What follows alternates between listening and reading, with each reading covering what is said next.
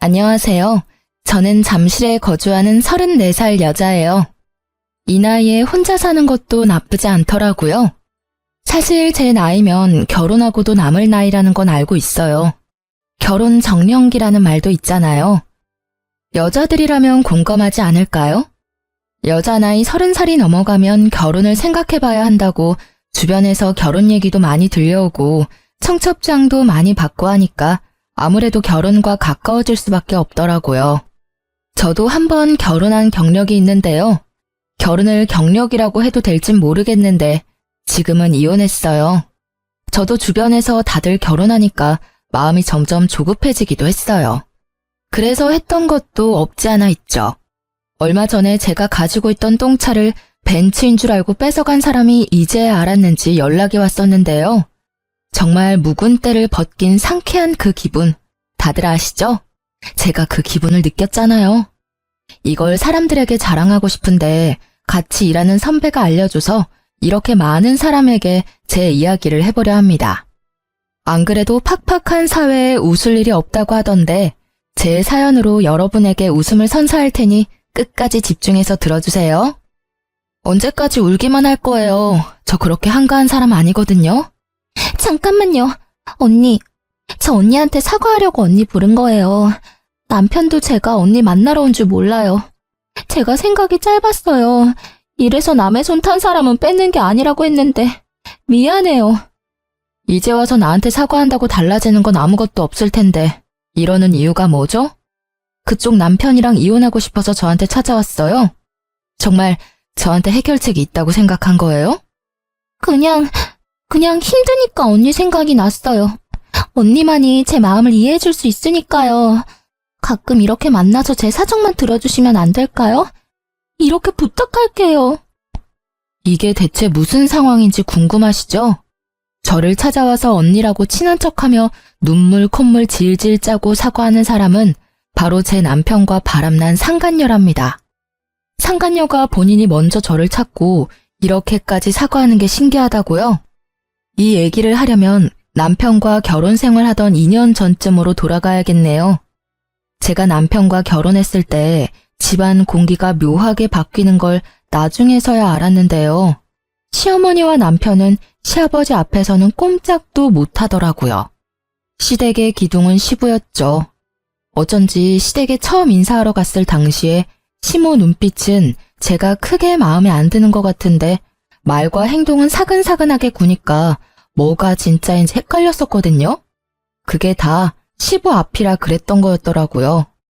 아무튼 시모는 시부가 없는 시간에만 교묘하게 저를 괴롭혔어요. 예, 너 오늘 쉬는 날이라면서? 쉬는 날이면 째깍째깍 시댁에 와야지. 내가 이런 사소한 일까지 알려줘야 하니? 어쩜 이렇게 손이 많이 가는 애가 며느리로 왔는지 참. 저 양반은 그저 일하는 사람이라면 두 팔 벌려 환영하는 버릇 좀 고쳐야 해.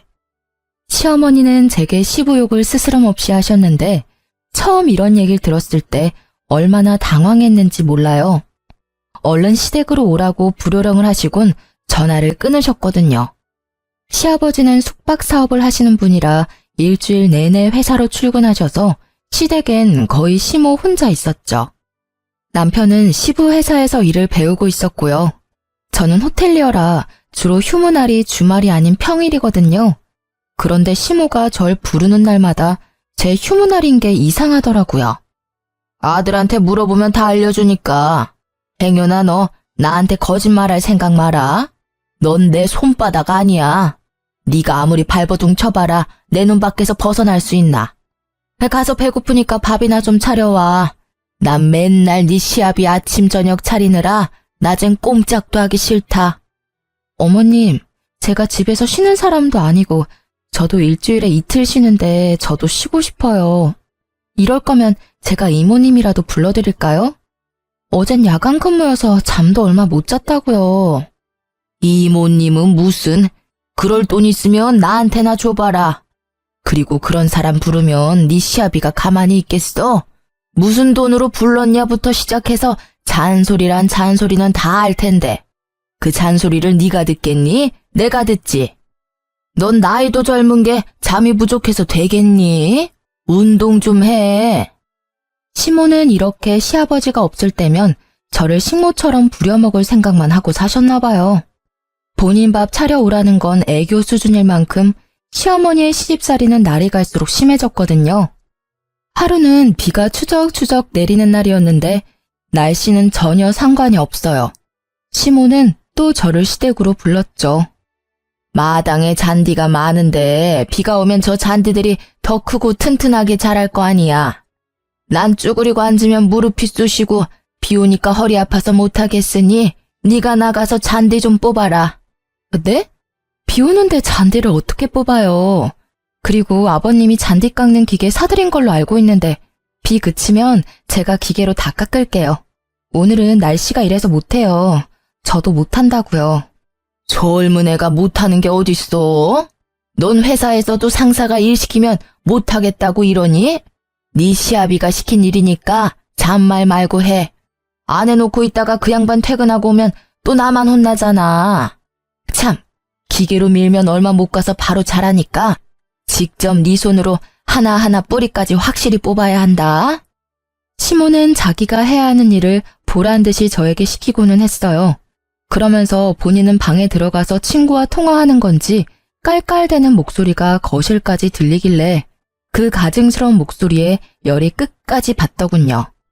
비옷을 갖춰 입고 마당으로 나갔습니다. 시어머니가 마당 모퉁이에 작은 텃밭을 가꾸시거든요. 저는 속에서 끓어오르는 화를 참지 못하고 시모가 텃밭에 열심히 심어놓은 상추, 쪽파, 방울토마토 싹을 전부 다 뽑아서 텃밭을 흐트려 놓고는 몰래 집으로 돌아갔죠. 네, 간단히 말하면 시모 텃밭을 망쳐놓고 도망친 거예요. 왜 그런 말이 있잖아요. 잘하면 잘할수록 내가 할 일은 더 늘어나기 마련이라고. 시모가 딱 그런 부류인 것 같길래 더는 나한테 일 시키지 말라고 제대로 알려줬네요. 집에 가서 샤워를 마치고 낮잠까지 자고 일어났는데요. 눈을 뜨자마자 전화가 울리길래 봤더니 시모더라고요.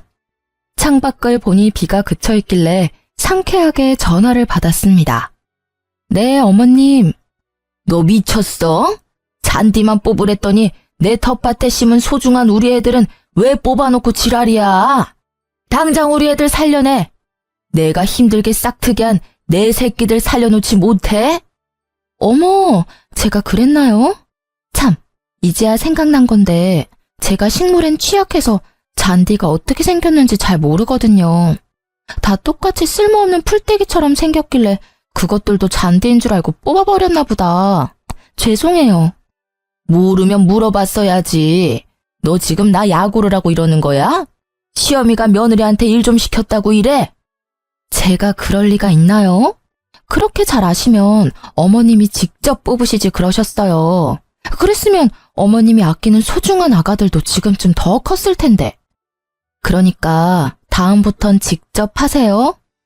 시모는 언성을 더 높이면서 욕을 하길래 모른 척하고 그대로 전화를 끊어버렸어요. 그러니까 시모가 저에게 식물과 관련된 일은 절대 다시는 시키지 않는 걸 보고 속으로 얼마나 웃었는지 모르겠네요. 제가 또 무슨 실수를 할지 모르는 두려움에 한숨만 푹푹 쉬면서 본인이 하시는데 마음 같아선 동영상으로 남겨놓고 우울할 때마다 보고 싶더라니까요. 그 후로 조용할 줄 알았는데 어버이날에 정말로 일이 터지고 말았습니다. 어버이날에 제가 또 휴무여서 남편은 회사 출근하고 저 혼자 시댁에 일찍 갔는데요. 내가 요즘 피부가 푸석푸석하고 윤기가 없는 게 얼굴에 팩을 좀 해야겠어. 네, 그러세요. 그런데 집에 팩이 없는데 넌 젊으니까 피부 관리하는데 잘 알 거 아니야. 시모 말을 듣고 이번엔 나더러 팩을 사와 달라고 심부름까지 시키는구나 하는 생각이 들더군요. 제가 움직이지도 않고 주방에서 설거지를 하고 있자 시모는 포기하지 않고 옆에서 신경 쓰이게 팩해야 한다고 징징대길래 짜증이 나서 고무장갑을 던지듯이 싱크대에 올려놓고 팩 사러 나갔다 온다고 했는데요. 예, 지금 뭐 하는 거니? 난 화장품 가게에 파는 화장품은 뭐가 들었는지 믿을 수가 없어. 아무리 좋은 성분이 들어갔다고 해도 내 피부가 워낙 예민해서 함부로 못 쓰거든? 네? 그래서요? 그래서는 뭐가 그래서야? 네가 직접 만들어서 해줘야지. 수제 팩 알지? 요즘 집에서 다들 건강한 재료만 가지고 직접 만들어서 팩하니까 피부가 반질반질 하더라고. 난 방에 가서 좀 누워있을 테니 얼른 만들어서 가지고 와라. 아, 다시 생각해도 저때 시모가 얼마나 얄미운지. 팩을 만들어서 시모에게 가져가는 동안 입에서 욕이 끊이질 않았죠. 대체 뭘로 팩을 만들어야 하는지 머리가 새하했거든요. 그러다 냉장고를 열어보니까 오이가 눈에 보이대요. 오이 팩은 집에서도 많이 하니까 오이를 써야겠다 했는데요. 오이가 흐물흐물한 게 상태가 영 좋아 보이진 않았어요. 하지만 오이를 입에 넣을 게 아니잖아요. 어차피 먹는 게 아니니까 오이를 믹서기에 갈아서 시모 얼굴에 얹어줬더니 좋아하더라고요. 그때 거실에 있는 전화기가 울렸고 시모가 벨소리 시끄럽다며 얼른 나가서 전화나 받으라고 하더군요. 받았더니 시아버지였어요. 나 오늘 일찍 집에 들어가니까 일찍 저녁 먹자고. 내 말 들었어? 왜 대답이 없어? 아버님, 저예요, 미선이요. 제 목소리에 시아버지도 한참 말이 없으셔서 전화를 끊어야 하나 시모를 불러야 하나 고민하고 있는데 다시 들리는 시아버지 목소리에 마른 침을 삼키며 집중했어요. 1시간 내로 집에 들어갈 테니 가지 말고 기다리고 있어라. 오랜만에 같이 저녁이나 먹자꾸나. 방에 돌아가서 팩을 해주며 시모에게 조금 전 통화 내역을 알려주려는데 제 말을 들으려고 하지 않더군요. 그저 자기 얘기 좀 들어보라면서 제 말을 자꾸 끊길래 저도 시부가 온다고 말하지 않았죠. 시모가 팩한 지 1시간 가까이 지났을까요? 갑자기 시어머니가 화를 내더라고요. 너 때문에 이게 뭐야? 내 피부 좀 봐. 팩하다가 따가운 게 도저히 못 참겠어서 거울을 봤는데 내 피부 대체 왜 이러니? 너 나한테 무슨 짓을 한 거야? 여기 뾰루지까지 올라왔잖아. 에이! 시모는 발악을 하더니 손에 들고 있는 축축한 오이팩 시트를 제 옷에 집어 던지기까지 했어요. 저도 열이 받아서 한마디 하려는 순간 시부가 등장하는 바람에 계획을 바꾸기로 했습니다. 시모 목소리가 워낙 커서 그랬는지 시모는 시부가 들어오는 소리를 못 들었나 봐요. 시모는 주방 안에 있던 저를 보고 있어서 등 뒤에 있는 시부를 보지 못했고 저 혼자 시부와 눈이 마주치자마자 바로 고개 숙이고는 우는 척 연기했죠. 어머님, 죄송해요. 제가 잘 확인하고 팩을 드렸어야 했는데 다 제 불찰이에요. 다음부터는 제대로 확인하고 팩 만들어서 해드릴 테니 그만 화 푸세요. 어쭈? 이게 사과한다고 끝날 일인 줄 알아? 불쌍한 척하면 내가 봐줄 줄 알았니? 나 내일부터 피부과 갈 테니까 병원비는 네가 전부 내라. 알겠어? 시모는 제가 우는 척을 하니까 기가 찬다는 듯이 손을 번쩍 들었는데요. 저는 눈을 질끈 감았고 맞을 각오를 했지만 시모 손길이 제 어디에도 닿는 느낌이 나지 않았어요. 시부 목소리만이 제 귀에 들렸고 시모가 귀신이라도 본 것처럼 화들짝 놀라며 기겁하는 모습도 봤죠. 그게 다 무슨 소리야? 여보, 당신이 왜 이 시간에? 당신 나 없는 동안 매일 새아가한테 그런 식으로 한 거야?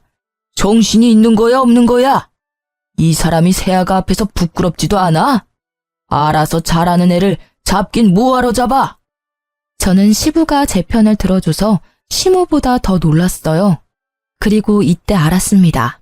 시아버지께서 표현이 서툴러서 그렇지 저를 무척이나 아끼고 있었다는 사실을요. 어쩐지 뿌듯하고 어깨에 힘이 들어가는 게 기분이 좋았어요. 시모는 시부 말에 당황하더니 여보, 그게 아니라 저것 때문에 내 피부 좀 봐요. 상한 오이로 내 얼굴에 팩을 했다니까. 그러니 내가 화가 안 나겠어요. 피부는 망가지면 돈이 수백 깨지는 건 기본이라고요. 하다 새아가한테 시중까지 시켰단 말이야? 못났다. 참 사람이 못났어. 쭈글쭈글한 피부에 그깟 팩한다고 당신이 새아가 피부처럼 되는 줄 알아? 정신 좀 차려. 시모는 괜히 한마디 했다가 시아버지께 더 혼이 났고 저는 이때다 싶어서 우는 척 연기하며 시모가 제게 한 짓들을 전부 일러바쳤어요. 시부는 저에게 시모가 조금이라도 일을 시킨다면 바로 자기에게 얘기하라고 끝까지 제 편을 서주시고는 멋있게 방으로 들어가셨습니다. 시모는 그런 시부를 쫓아가셨고요. 저는 그날 이후로 시부 앞에서는 은근히 부탁하는 말투로 시모를 부려먹었죠. 어머님, 젓가락이 떨어졌는데 하나만 가져다 주시면 안 될까요? 어머님이 제일 가까워서요. 넌 손이 없니 발이 없니? 이 사람이 정말. 가져다 주면 될 거 아니에요. 내가 가져다 주려고 했어요. 아유 참, 잠깐만 기다려라. 어머님, 일어나신 김에 시원한 물 한 잔도 부탁드릴게요. 이렇게 제가 시모와 고군분투하는 동안 남편에게 솔직하게 얘기한 적이 있었는데요. 남편은 들은 척도 안 하더라고요. 그저 저만 계속 참으라며 자기 엄마 편만 드는 거 있죠? 시부는 하나도 안 닮고 시모 성격만 어쩜 저리 닮았는지 더 얘기하면 저만 속이 터졌어요. 그래서 남편과 그다지 사이가 좋지 않았는데 호텔에서 동료들끼리 부부 동반 여행을 가자며 동료가 추진했고 저도 이번 기회에 남편과 사이도 풀 겸 남편에게 여행 가자고 했거든요. 공짜야? 내 돈 한 푼도 안 쓰는 거면 당연히 가지. 운전도 당신이 하는 거지? 요즘 운전만 하면 빨리 피곤해진다고. 나 가서 잠만 자? 그래도 되면 내가 운전하고. 남편은 저와 하는 건 뭐든 하기 싫어하고 본인 돈, 체력, 시간을 쓰는 걸 굉장히 아까워했습니다. 그래도 저만 빠지긴 좀 그래서 남편에게 최대한 맞춰주기로 하고 겨우 같이 갈 수 있었네요. 그런데 저놈이 미쳤는지 저녁에 술을 많이 마시고는 여자 동료들에게 추근대다가 분위기가 험악해진 거예요. 어차피 같이 온 여행인데 다 같이 놀아야 재밌죠. 우리 술게임 할래요? 술게임! 그만하시죠. 술 많이 드신 것 같은데. 그만 들어가서 주무시는 게 낫겠네요. 제가 방에 데려다 드릴 테니까. 아이씨, 넌 뭐야? 나 지금 희정씨랑 얘기하고 있잖아. 희정씨, 이리 와봐요. 그래요, 정우씨. 많이 취한 것 같으니까 그만 들어가서. 남편은 제 동료인 희정씨 팔을 잡고 끌어당겼다가 희정씨 남편에게 주먹을 맞고 말았어요. 결국 남편은 그대로 기절해서 동료 남편들이 남편을 방까지 데려다 주기까지 해야 했습니다. 얼마나 쪽팔렸는지 동료들과 남편분들 앞에서 고개를 들 수가 없었죠. 심지어 다음날 아침에 남편이 기억 안 나는 척하면서 사과 한마디도 하지 않았어요. 그날 집으로 돌아오는 길 차 안에서 엄청나게 싸웠는데 남편은 자기가 뭘 잘못했는지도 모르더라고요. 내가 거기서 사과한다고 내가 실수한 게 없던 일이 되냐? 그리고 기억도 안 나는 일인데 내가 사과를 왜 해야 하는데? 네가 하자는 대로 했잖아. 근데 왜 나한테 지랄이냐고. 당신 기억 나잖아. 나면서 사과하기 싫어서 당신도 쪽팔리니까 기억 안 나는 척한 걸 내가 모를 줄 알아? 내가 희정 씨한테 전화할 테니까 당신 무조건 잘못했다고 사과해. 희정 씨 남편분에게도 사과하고. 아씨, 운전하는데 열받게 할래? 나 좀 내버려 둬. 난 네가 하자는 대로 해줬잖아. 그러니까 너도 한 번은 내가 하고 싶은 거 하게 해줘야 할 거 아니야. 그래야 수지타산이 맞지. 넌 호텔에서 일하는 애가 계산이 안 돼? 머리가 안 돌아가? 으휴. 이렇게까지 말 안 통하는 사람 보셨나요? 저는 처음 보거든요. 속이 불타는 기분도 처음 느껴봤고요. 이때 남편과 살면서 처음으로 이혼하고 싶다는 생각이 강하게 들었어요. 정말 진심으로 쪽팔렸거든요. 나 혼자 바람 쐬고 싶으니까 연락하지 마. 알겠어? 연락하면 나 집에 안 올 수도 있다. 나 내버려 두라고 분명히 얘기했어. 어디로 가는데? 어디로 가는지는 알려줘야지. 아, 좀. 내 마음이 가는 대로 알아서 갈 거야. 남자는 혼자만의 시간이 필요하다고. 그렇게 하나하나 전부 알려고 하면 남자는 어떻게 되는 줄 알아? 계속 밖으로 도망만 치는 거라고. 알겠어? 부부 동반 여행을 다녀온 지 얼마 안 돼서 남편은 자기 혼자 바람 쐬고 싶다면서 저한테 어디로 간다는 말도 없이 진짜로 떠나버린 거예요. 시아버지께도 전부 얘기를 했나 보더군요. 남편이 바람 쐬러 가겠다고 떠난 게 원래 쉬는 날이 아닌 평일이었거든요. 안 그래도 저는 시부와 가끔 톡 정도는 주고받고 있었는데 다음날 갑자기 시아버지가 제게 200만 원을 입금해주면서 남편이랑 둘이 여행 가는데 맛있는 거 사 먹으라고 톡이 왔더라고요. 대체 이게 무슨 말이지? 남편이랑 여행은 뭐고 이 돈은 뭐지? 궁금증을 참지 못하고 물어봤죠. 아버님, 남편이 저랑 여행을 간다고 했어요? 아버님께 그렇게 말했단 말씀이시죠? 그놈이 세아가 너랑 곧 1주년이라서 여행 가고 싶다고 하길래 내가 일정 빼줬다. 모자라면 나한테 연락해라. 돈이야 너희한테 얼마든 줄 수 있으니. 이 인간이 1주년이라고 여행 간다며 뻥을 쳤더라고요. 휴가를 내고 어딘가 여행은 가고 싶은데 시부가 허락을 안 해주니까 저를 팔아넘긴 거죠. 아버님에게 1주년 여행은 저도 처음 듣는 소리라고 말하니 남편이 저와 함께 부산 여행을 간다고 말했다더라고요. 완전히 미친 거죠. 저는 그놈 잡으려고 일부러 직장에 연차까지 내고 자차 타고 부산으로 내려왔어요. 장장 5시간 운전을 분노의 질주를 하며 달려왔죠. 그런데 무작정 온 거라 어디서 어떻게 찾아야 할지 막막하더라고요. 그때 머릿속에 번뜩 떠오른 게 있었습니다.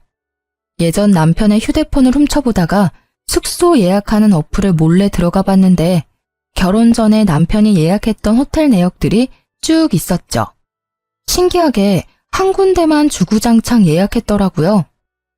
설마 하고 그 이름을 검색해서 밤늦게 무작정 찾아갔어요. 같은 이름의 다른 호텔이면 어떡하나, 여기에도 이놈이 없으면 어떡하지? 별별 생각을 하던 중에 주차장을 들어가는데 남편놈 차를 한눈에 발견했습니다. 호텔에 남편 이름을 말하며 어느 호실에 묵었는지 알 수 있냐 물었더니 개인정보라 알려줄 수 없다더군요. 하는 수 없이 로비에서 30분 넘게 죽치고 앉아 있었죠. 밖에서 익숙한 얼굴이 여자와 팔짱을 끼고 걸어 들어왔죠.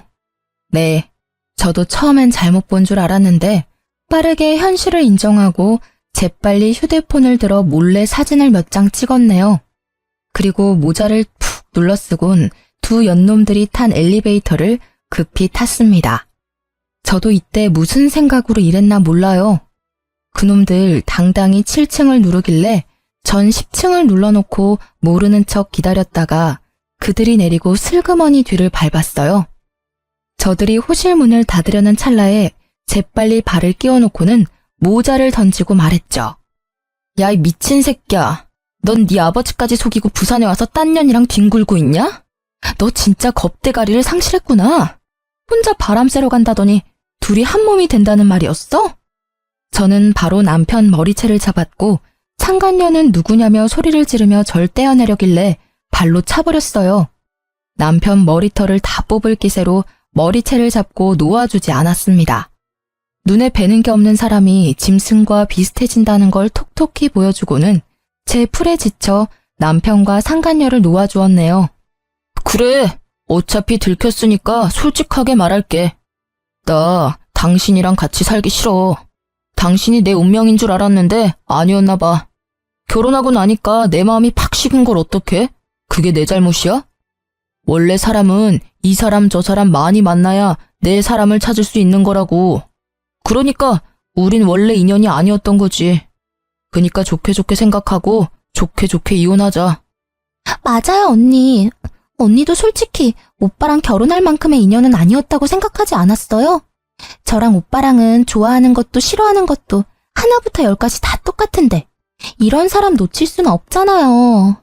언니가 이혼만 해주면 절대 언니 앞에 안 나타날게요. 언니 인연도 제가 적극적으로 찾아드릴게요. 참 수준 떨어지는 남편과 상간녀의 말에 할 말이 없더군요. 저들과 한 공간에서 같은 공기를 마시고 있다는 게 소름 끼치게 싫더라고요. 끼리끼리 잘 만났네. 그래, 어린 년 만나는 저놈이나 유부남 만나는 어린 년이나 너희가 얼마나 열렬히 사랑하는진 내 알 바 아니고 네 놈은 각오 단단히 하는 게 좋을 거야. 내가 아버님께 가서 다 잃을 거거든. 엥? 언니, 유치하게 그게 뭐예요? 오빠 아버지께 말하면 저랑 헤어지게 해준대요? 상간녀는 사태가 심각한 줄도 모르고 쳐웃고 있었는데 남편은 제 말에 얼굴빛이 사색이 됐어요. 그러면서 제 발 아래 넙죽 엎드리면서 제발 아버지께는 성격 차이로 이혼한다고 말해달라 빌기 시작했죠. 상간녀가 남편에게 왜 그러냐고 모양 빠지니까 그만하라고 속닥대는데 남편이 상간녀의 입을 막기 시작했죠. 어쨌든 저는 증거도 수집했고 현장을 적발했으니 이제 남은 건 시부에게 말하는 일만 남았어요. 남편은 다음날 상간녀를 버리고 나왔는지 출근을 했더라고요. 그럼 뭐 하나요? 저는 이미 실시간으로 시부에게 사진을 전달해드렸는걸요. 시부는 당연 남편 얼굴을 보자마자 풀스윙으로 뺨을 날렸고 제가 왔을 땐 뺨이 보기 좋게 퉁퉁 부어있더라고요. 네 놈이 감히 새아가를 두고 나한테 거짓말까지 하면서 딴 여자를 만나고 다녔단 말이야? 내 회사에 망신을 주려고 작정을 했구나. 저런 썩을 놈, 지 엄마랑 똑같아서 모자라고 한심한 놈. 내가 널 봐주고 참아준 건 새아가 때문이란 걸 몰랐던 모양이구나. 더는 못 보고 있겠다. 난 더는 널 내 아들이라고 생각하지 않고 평생 너한테 경제적인 지원은 끊겠으니 그딴 식으로 굴 거면 너 알아서 살아. 시부는 남편이 변명할 기회도 주지 않고 막말도 서슴지 않으셨어요. 화가 나니까 정말 무섭더라고요. 왜 시모와 남편이 시부 앞에서 그동안 찍소리도 못했는지 알게 된 날이라고나 할까요? 남편은 시부 바짓가랑이를 붙잡고 애원했어요. 아버지, 그건 안 돼요. 그래도 제가 아버지 아들인데 경제적 지원을 끊겠다뇨. 제가 뭘 그렇게 잘못했다고 그러세요? 전 사랑하는 사람을 만났을 뿐인데 그게 이렇게까지 할 일이라고요? 이놈이 그래도 정신을 못 차리고 얼마나 더 쳐맞아야 정신 차릴 거야? 그 입을 당장 뜯어버리기 전에 조용히 사과하지 못해? 시부 말씀대로 정말 못나도 너무 못난 모습에 있는 정 없는 정 오만 정이 다 떨어지더라고요. 못난 아들 때문에 마음고생하게 해서 미안하구나. 내 저놈을 대신에 사과하마. 대아가 넌 어떻게 하고 싶으냐? 네가 하자는 대로 해줄 테니 얼른 말해봐. 아버님이 너무 좋아서 조금 전까지도 고민했는데 저놈이랑 이혼하고 싶어요. 제가 불륜은 절대 참고 넘어갈 수가 없겠더라고요. 자꾸 그날이 떠올라서. 참, 아직 아버님께 못 보여드린 게 있는데 이거 한번 보시겠어요? 저는 시아버지 앞에서 한 번 더 눈물 연기를 하면서 휴대폰을 들이밀었어요. 그건 상간녀가 제게 보낸 메시지였거든요. 남편이 상간녀를 버리고 서울로 가버리더니 불안했던 상간녀는 제게 남편의 아이를 가졌다며 메시지를 보냈더라고요. 두 줄이 선명하게 찍힌 사진을 함께 보내며 남편은 아직 모르는 사실이니 제가 먼저 포기해줬으면 좋겠다는 내용이었죠. 시아버지는 손까지 부들부들 떠시면서 본인이 책임지고 남편과 이혼시켜주겠다고 하셨어요. 저놈에겐 내 새아가 네 앞에서 약속했듯이 10원 한 장도 지원해주지 않을 생각이다. 그리고 내 회사에서도 아웃이야. 저런 무능력한 놈은 아무리 아들이라고 한들 내가 힘들게 키운 회사를 저딴 놈에게 물려줄 수 없지.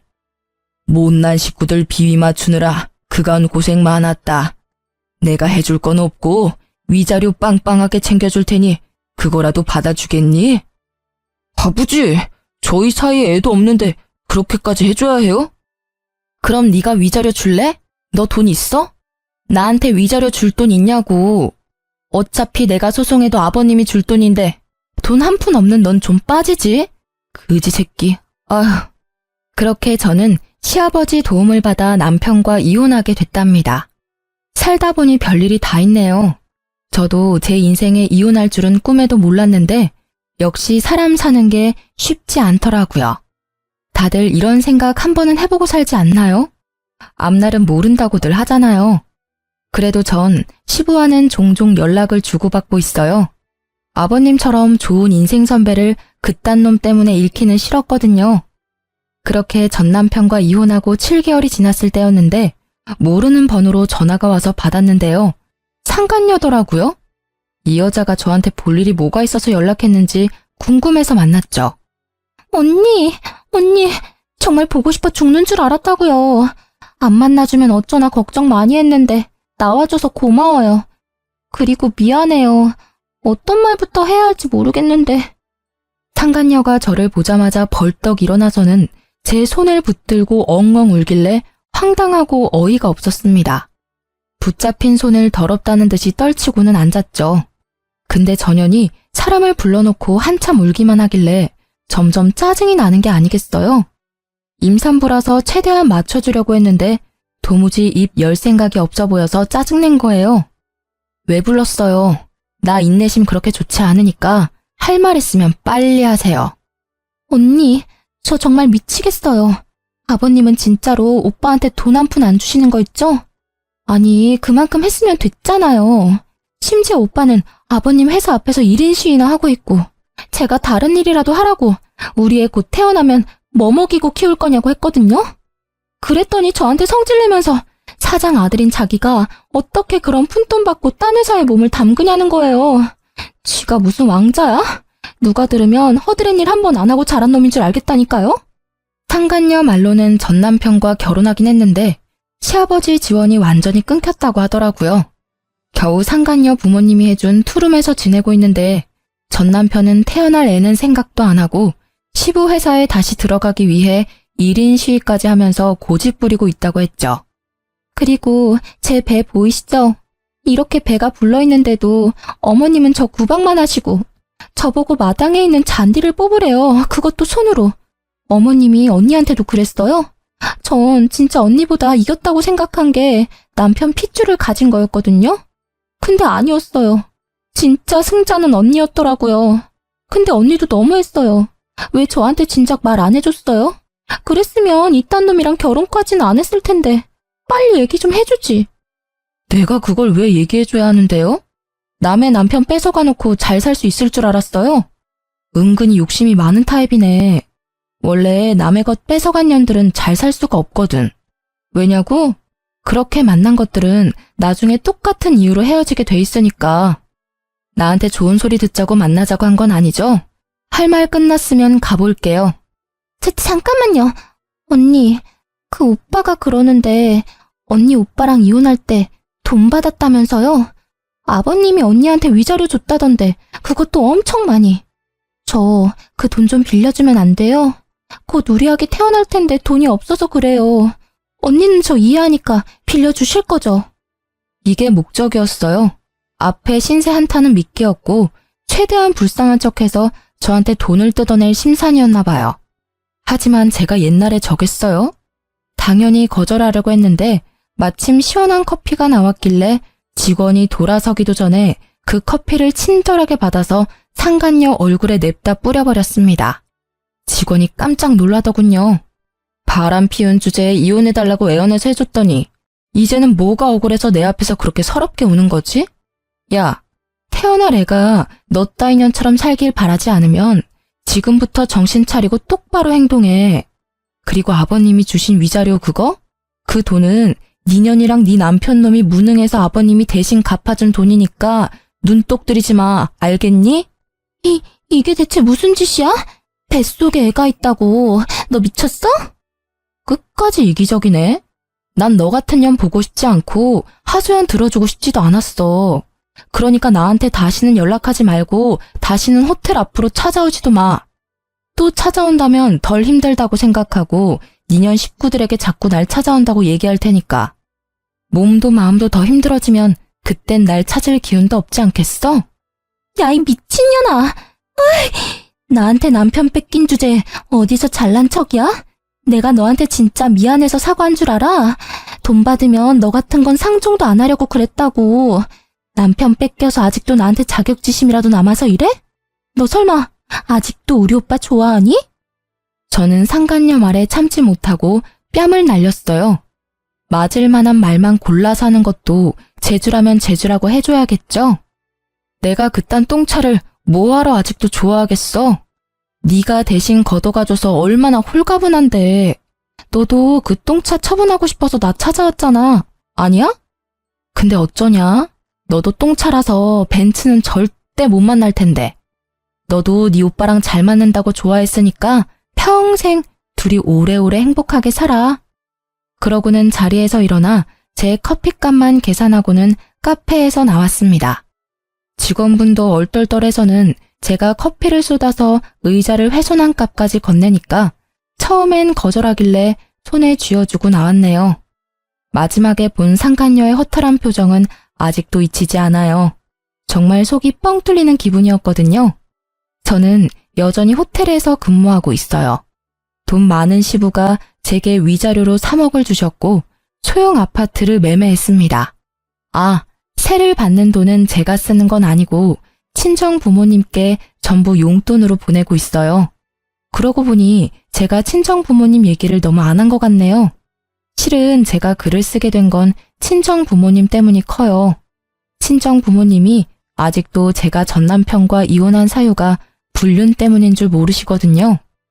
일부러 말을 안 했어요. 말을 못하기도 했고요.